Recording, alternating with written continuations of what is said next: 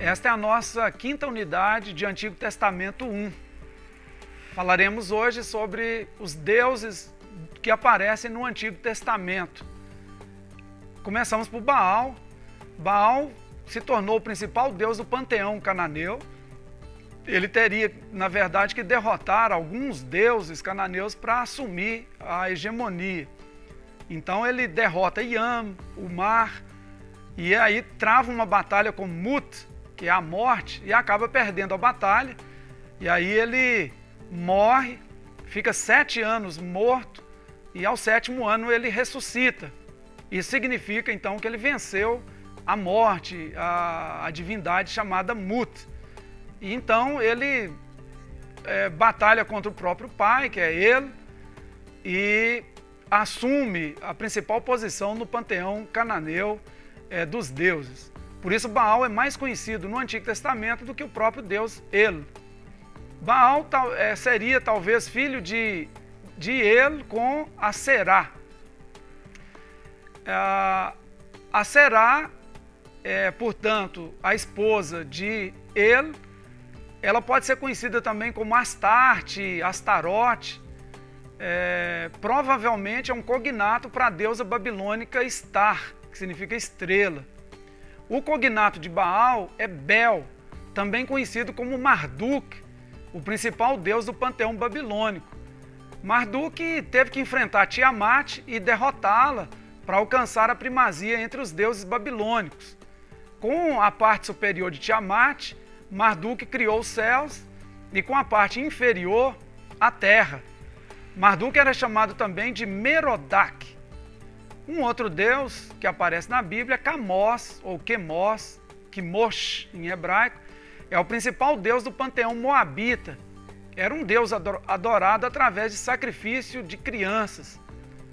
Milcom, conhecido também como Malcã ou Moloque, era deus amonita. Os amonitas eram irmãos dos moabitas e, semelhante a Camós, recebia adoração por sacrifício humano.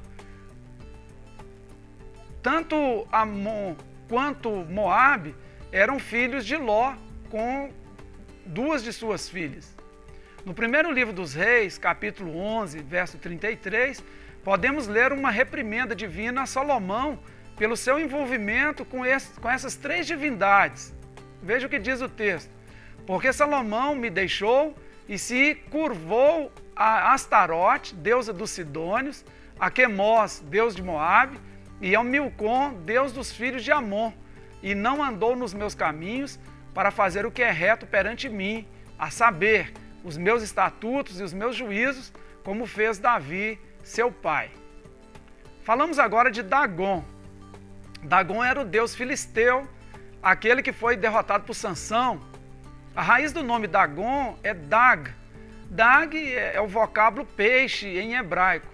Alguns entendem, na verdade, que Dagon, além de peixe, era representado por cereais. Os filisteus importunaram e dominaram os hebreus por cerca de 40 anos.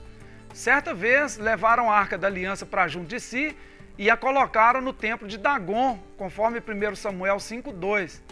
Os filisteus derrotaram também o rei Saul e o decapitaram e colocaram a sua cabeça na casa de Dagon. A gente pode ler isso em 1 Crônicas, capítulo 10, verso 10.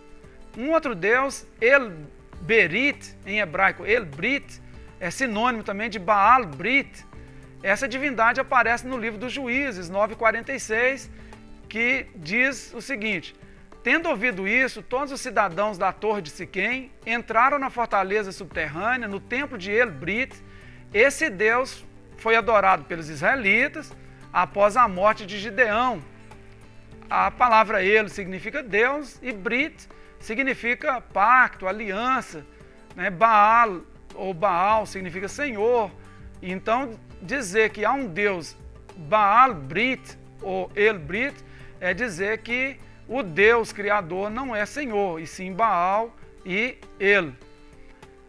Há também uma deusa chamada Gad, que significa sorte, e Mene, destino, que aparece em Isaías 65:11. Mas normalmente eles são traduzidos por fortuna, destino, por isso a gente não encontra o nome deles normalmente nas nossas Bíblias em português. Na Almeida, Revista e Atualizada, aparece como deusa fortuna e destino, respectivamente. Um outro deus, o deus Rimon, o significado hebraico dele é Romã. Aparece no segundo livro dos Reis, era o deus adorado na Síria, na época do general sírio Naamã.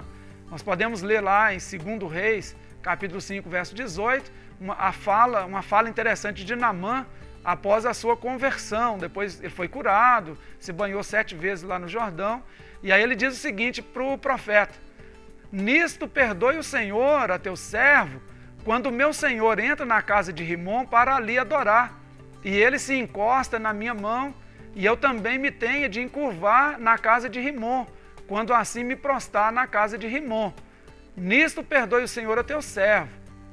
No verso 19, a parte A, o profeta Eliseu nos surpreende com uma resposta segura, porém muito aberta para os padrões evangélicos do século 21. Eliseu disse o seguinte: Naamã, vai em paz. Essa resposta de Eliseu nos leva a pensar que o profeta estava ciente de que Deus está muito interessado no coração e nas atitudes verdadeiras dos seres humanos. No livro de 2 Reis, capítulo 17, encontramos pelo menos 7 divindades que foram trazidos ou levados a Israel pelos assírios. É nessa época que os samaritanos são envolvidos e misturados com os povos estrangeiros, adoradores de outros deuses. Lemos o seguinte, na Bíblia: o rei da Assíria trouxe gente de Babilônia, de Cuta, de Ava, de Amate, de Sepharvaim, e a fez habitar na cidade de Samaria, em lugar dos filhos de Israel. Tomaram posse de Samaria e habitaram nas suas cidades. Os de Babilônia fizeram Sucote-Benote, os de Cuta fizeram Nergal, os de Amate fizeram Ázima, os aveus fizeram Nibás e Tartaque, e os serfavitas queimavam seus filhos a Adramaleque e a Anamaleque, deuses de Sepharvaim. Vou destacar aqui 3 deles: Sucote-Benote, Nergal, e os 2 últimos, na verdade 4, o Adramaleque e Anamaleque juntos. Então, Sucote-Benote, Nergal, Adramaleque e Anamaleque. Sucote-Benote quer dizer cabanas das filhas em hebraico. Parece que se trata de uma corrompida forma da divindade babilônica Bel-Merodach ou de sua mulher Zer-Banit. A semelhança dos deuses Camós e Moloque, os deuses Adramaleque e Anamaleque aceitavam sacrifícios de crianças como ato de culto. Mais importante do que todos os deuses, na verdade, é o Deus Javé, o Deus hebreu, o Deus criador. É o único Deus que fala na Bíblia. Esses deuses todos que eu mencionei são deuses mudos e na Bíblia eles não são permitidos falar, porque o Deus verdadeiro é o Deus Javé, também conhecido como Jeová, o Senhor, o Eterno. Então é o tetragrama sagrado. Mas os hebreus, os israelitas, judeus, não só adoraram deuses importados, mas também construíram suas próprias divindades. É incrível, mas a Bíblia informa isso. Temos 4 casos no Antigo Testamento: o bezerro de ouro, a serpente de bronze, a estola sacerdotal de Gideão e um caso particular da construção de uma casa de deuses e ídolos por um efraimita chamado Mica. Tais objetos não foram construídos com o intuito de serem divindades, pelo menos os primeiros, mas acabaram sendo adorados. O primeiro caso de divindade construída e adorada pelos israelitas está no livro de Êxodo, capítulo 32, que é o bezerro de ouro feito por Arão. Na época de Jeroboão I, que foi aquele general que dividiu o reino com Roboão, filho de Salomão, reino do norte, reino do sul, ele fez 2 bezerros de ouro para servirem de divindades. No mínimo seriam substitutos da Arca da Aliança, uma espécie de trono para o Deus Javé. A arca não podia ser replicada e nem retirada do templo de Jerusalém. Jeroboão corria o risco de enfraquecer o reino e, portanto, ele fez esses dois objetos sagrados, esses bezerros de ouro. Ele colocou um em Dan e outro em Betel. Jeroboão ficou conhecido mais pelo seu ato de idolatria do que por qualquer outra coisa que tenha realizado. Quero terminar mencionando Neustã. Neustã é o nome da serpente de bronze que foi moldada na época da travessia do deserto, quando o povo israelita começou a morrer pela picada de serpentes abrasadoras. Isso está registrado no livro dos Números.